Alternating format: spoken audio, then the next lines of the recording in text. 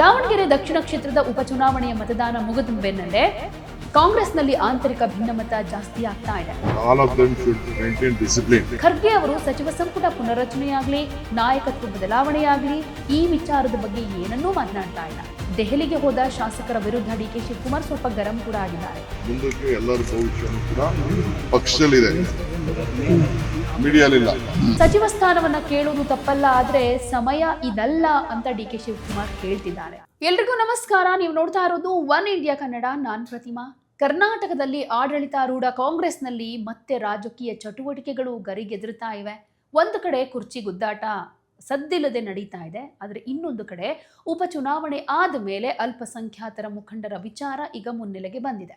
ಇನ್ನೊಂದು ಕಡೆ ಸಚಿವ ಸಂಪುಟ ಪುನರ್ರಚನೆ ಮಾಡಬೇಕು ಅಂತ ಒತ್ತಾಯ ಮಾಡಿ ಹಿರಿಯ ಶಾಸಕರ ನಿಯೋಗ ನವದೆಹಲಿಗೆ ಪ್ರಯಾಣ ಬೆಳೆಸೋದಕ್ಕೆ ಶುರು ಮಾಡಿದೆ. ದಾವಣಗೆರೆ ದಕ್ಷಿಣ ಕ್ಷೇತ್ರದ ಉಪಚುನಾವಣೆಯ ಮತದಾನ ಮುಗಿದ ಬೆನ್ನಲ್ಲೇ ಕಾಂಗ್ರೆಸ್ನಲ್ಲಿ ಆಂತರಿಕ ಭಿನ್ನಮತ ಜಾಸ್ತಿ ಆಗ್ತಾ ಇದೆ. ಚುನಾವಣೆಯಲ್ಲಿ ಎದ್ದಿದ್ದ ಮುಸ್ಲಿಂ ನಾಯಕರ ನಡುವಿನ ಅಸಮಾಧಾನ ಈಗ ಭಾರೀ ಚರ್ಚೆಗೂ ಕೂಡ ಎಡೆ ಮಾಡಿಕೊಟ್ಟಿದೆ. ಪಕ್ಷ ವಿರೋಧಿ ಚಟುವಟಿಕೆ ಆರೋಪದ ಹಿನ್ನೆಲೆಯಲ್ಲಿ ದಾವಣಗೆರೆ ದಕ್ಷಿಣ ಉಪಚುನಾವಣೆಯ ಟಿಕೆಟ್ ಆಕಾಂಕ್ಷಿಯಾಗಿದ್ದ ಅಬ್ದುಲ್ ಜಬ್ಬಾರ್ ಅವರನ್ನ ಕೆಪಿಸಿಸಿ ಅಲ್ಪಸಂಖ್ಯಾತ ಘಟಕದ ಅಧ್ಯಕ್ಷ ಸ್ಥಾನಕ್ಕೆ ರಾಜೀನಾಮೆಯನ್ನ ಕೊಡಿಸಿಯಾಗಿದೆ.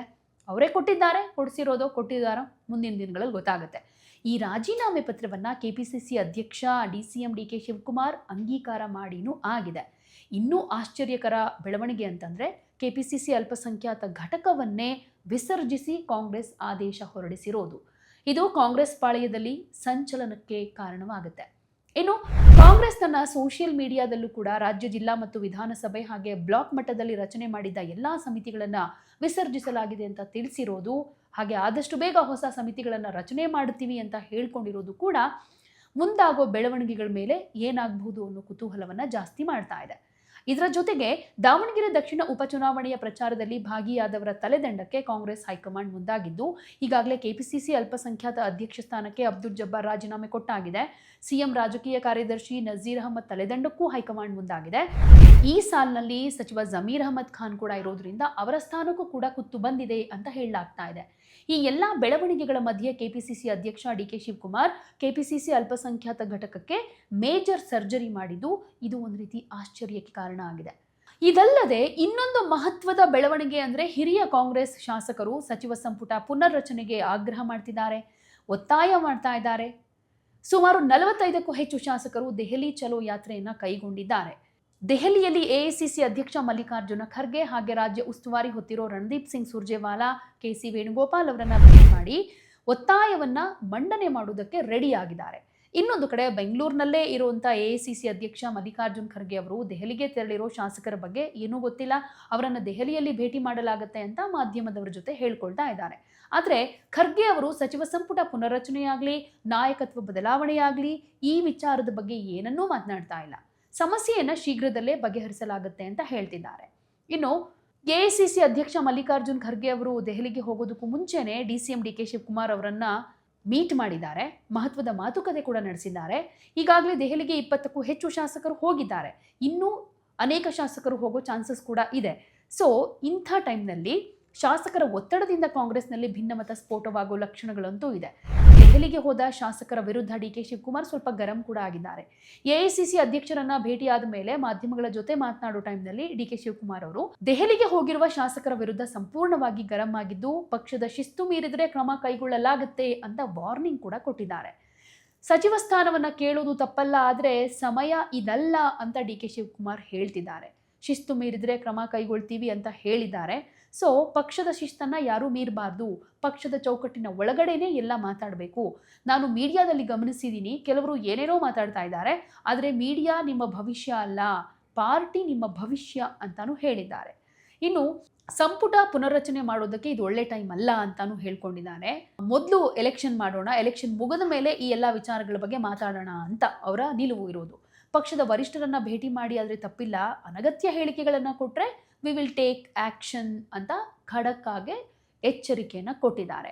ಶಾಸಕರಾಗಿದ್ದವರಿಗೆ ಮಂತ್ರಿಯಾಗಬೇಕು ಅನ್ನೋ ಆಸೆ ಇರುತ್ತೆ ಸಹಜವಾಗಿ. 2-3 ಬಾರಿ ಗೆದ್ದಿರೋರು ಕೂಡ ಅನೇಕರಿದ್ದಾರೆ, ಆದರೆ ಯಾರೂ ಶಿಸ್ತು ಮೀರಿ ವರ್ತಿಸಬಾರ್ದು ಅಂತಾನು ಹೇಳಿದ್ದಾರೆ. ಇದರ ಜೊತೆಗೆ ಕಳೆದ ನವೆಂಬರ್ನಲ್ಲಿ ರಾಜ್ಯದಲ್ಲಿ ಸಾಕಷ್ಟು ಚರ್ಚೆಗೆ ಬಂದಿದ್ದ ನಾಯಕತ್ವ ಬದಲಾವಣೆ ವಿಚಾರ ಈಗಲೂ ಇದೆ. ಅದು ಬೂದಿ ಮುಚ್ಚಿದ ಕೆಂಡದಂತಾಗಿದೆ. ಈ ವಿಚಾರ ಕೂಡ ಯಾವುದೇ ಸಂದರ್ಭದಲ್ಲೂ ಕೂಡ ಮುನ್ನೆಲೆಗೆ ಬರೋ ಚಾನ್ಸಸ್ ಕೂಡ ಇದೆ. ಆದರೆ ಚುನಾವಣೆಯಲ್ಲಿ ಹೈಕಮಾಂಡ್ ಬಯಸಿದ್ರೆ ಮುಂದಿನ 2 ವರ್ಷ ನಾನೇ ಸಿಎಂ ಅಂತ ಸಿದ್ದರಾಮಯ್ಯನವರು ಹೇಳಿರೋದ್ರಿಂದ ಇದಕ್ಕೆ ಸಿಎಂ ಸ್ಥಾನದ ಆಕಾಂಕ್ಷಿಯಾಗಿರೋ ಡಿ ಕೆ ಶಿವಕುಮಾರ್ ಯಾವುದೇ ಪ್ರತಿಕ್ರಿಯೆ ಕೊಟ್ಟಿಲ್ಲ. ಈ ವಿಚಾರ ಹೈಕಮಾಂಡ್ ಗಮನಿಸುತ್ತೆ ಅಂತಷ್ಟೇ ಹೇಳ್ತಿದ್ದಾರೆ. ಒಟ್ನಲ್ಲಿ ಹೈಕಮಾಂಡ್ ಮಟ್ಟದಲ್ಲಿ ಏನ್ ನಡೀತಾ ಇದೆ, ಯಾಕೆ ಶಾಸಕರು ದೆಹಲಿ ಯಾತ್ರೆಯನ್ನ ಕೈಗೊಂಡಿದ್ದಾರೆ ಅನ್ನೋದೇ ಈಗ ಕಾಂಗ್ರೆಸ್ನಲ್ಲಿ ಕೇಳಿ ಬರ್ತಾ ಇರುವಂತಹ ಪ್ರಶ್ನೆ. ಸೊ ಕಾದು ನೋಡೋಣ. ಇಲ್ಲಿ ಸಿಎಂ ಚೇಂಜ್ ಅನ್ನುವಂಥ ವಿಚಾರಕ್ಕಾಗ ಅಥವಾ ಸಂಪುಟ ಪುನರಚನೆ ಆಗ್ತಾ ಇರೋದ್ರಿಂದ ಮಂತ್ರಿ ಸ್ಥಾನ ಬೇಕು ಅಂತ ಲಾಬಿ ಮಾಡೋದಕ್ಕ ಗೊತ್ತಿಲ್ಲ. ಬಟ್ ಸದ್ಯದಲ್ಲೇ ಅದರಲ್ಲೂ ಈ ದಾವಣಗೆರೆಯ ರಿಸಲ್ಟ್ ಆಗಿರ್ಬೋದು, ಬಾಗಲಕೋಟೆಯ ರಿಸಲ್ಟ್ ಆಗಿರ್ಬೋದು, ಮೇ 4ಕ್ಕೆ ಬಂದ ಆದ ಮೇಲೆ ಕಾಂಗ್ರೆಸ್ನಲ್ಲಿ ಇನ್ನಷ್ಟು ಚಟುವಟಿಕೆಗಳು ಜಾಸ್ತಿ ಆಗ್ಬೋದು, ಭಿನ್ನಮತ ಕೂಡ ಜಾಸ್ತಿ ಆಗಬಹುದು. ನಾನು ಹೋಗಿ ಬಂದಿದ್ದೀನಿ, ತಿರ್ಗಾ ಹೋಗ್ಬೇಕಾಗಿದೆ. ಅದ್ರ ಬಗ್ಗೆ ರಿಪೋರ್ಟ್ ಅಷ್ಟು ಬಿಟ್ಟರೆ ಸರ್ MLAಗಳು ದೆಹಲಿಗೆ ಹೋಗಿದ್ದಾರೆ, ಒಂದು 25 ಜನ ಎಲ್ಲ ಹೋಗಿದ್ದಾರೆ. CM ಏನೋ ಹೇಳಿದ್ದಾರೆ, but all of them should maintain discipline. Party ಶಿಸ್ತನ್ನ ಎಲ್ಲರೂ ಕೂಡ ಮೇಂಟೈನ್ ಮಾಡಬೇಕು, ಪಾರ್ಟಿಗೆ ಗೌರವ ಕೊಡಬೇಕು. ಬರೀ ಮೀಡಿಯಾ ಮುಂದೆ ಕೂತ್ಕೊಂಡು ಪಾರ್ಟಿ ಹೆಸರನ್ನ ಹಾಳು ಮಾಡಬಾರ್ದು. ಮುಂದಕ್ಕೆ ಎಲ್ಲರ ಭವಿಷ್ಯನೂ ಕೂಡ ಪಕ್ಷದಲ್ಲಿದೆ, ಮೀಡಿಯಾಲಿಲ್ಲ. ಮೀಡಿಯಾ ನಿಮ್ಗೆ ಏನೇನು ಬೇಕೋ ನಿಮ್ಗೆ. ಸೊ ನಾನು ಎಲ್ಲರಿಗೂ ಅಪೀಲ್ ಮಾಡ್ತೀನಿ, ಆಲ್ ಮೈ MLAs, ಆಯ್ತು ಪಕ್ಷದ ವರಿಷ್ಠರು ಭೇಟಿ ಮಾಡೋದು ತಪ್ಪೇನಿಲ್ಲ, ಬಟ್ ಅನ್ನೆಸೆಸರಿ ಏನೇನೋ ಸ್ಟೇಟ್ಮೆಂಟ್ ಮಾಡೋದಾದ್ರೆ ವಿಲ್ ಹ್ಯಾವ್ ಟು ಆಕ್ಟ್. ಶಿಸ್ತು ಮೀರಿ ನಡ್ಕೋತಾ ಇದ್ದಾರೆ ಅಂತಾರೆ ಸರ್. ಎಲ್ಲರೂ ಬಂದು ಮಾತಾಡಿದ್ದಾರೆ, ಕೇಳಿದ್ದಾರೆ. ನಾನು ಆಯ್ತಪ್ಪ, ನಿಮ್ಮ ಹೋಗಿ ಕೇಳೋದ್ರಲ್ಲಿ ನೀವೆಲ್ಲ ಮಂತ್ರಿಗಳು ಆಗಬಾರ್ದು ಅನ್ನೋದೇನಿಲ್ಲ. ಫಸ್ಟ್ ಟೈಮ್ ಅವರು ಆಗಬಾರ್ದು ಅಂತೇನಿಲ್ಲ, ಫಸ್ಟ್ ಟೈಮ್ ಅವರು ಆಗಬೇಕು, ಸೆಕೆಂಡ್ ಟೈಮ್ ಅವರು ಆಗಬೇಕು. ಹಿಂದೆ ಎಲ್ಲ ನಡೆದಿದೆ, ಸೊ ಏನಿಲ್ಲ ಅಂತ ಹೇಳಿದ್ವಿ. ಬಟ್ ಈಗ ಟೈಮ್ ಅಲ್ಲ, ಈಗ ಟೈಮ್ ಅಲ್ಲ. ಈಗ ಅವ್ರು ಹೇಳ್ತಿದ್ದಾರೆ ಈಗ ಎಲೆಕ್ಷನ್ ಇನ್ನ ನಡೀತಾ ಇದೆ, ತಮಿಳ್ನಾಡು ಎಲೆಕ್ಷನ್. ಕೆಲವೆಲ್ಲ ಕಳ್ಸಿಕೊಟ್ಟಿದ್ವಿ, ತಮಿಳ್ನಾಡಿಗೆ ಕಳ್ಸಿದ್ವಿ. ಫಸ್ಟ್ ಎಲೆಕ್ಷನ್ ಮಾಡೋಣ ಸರ್. ಪುನರಚನೆ ಆಗ್ಬೇಕಾ ಆಗ್ಬಾರ್ದು ಸರ್?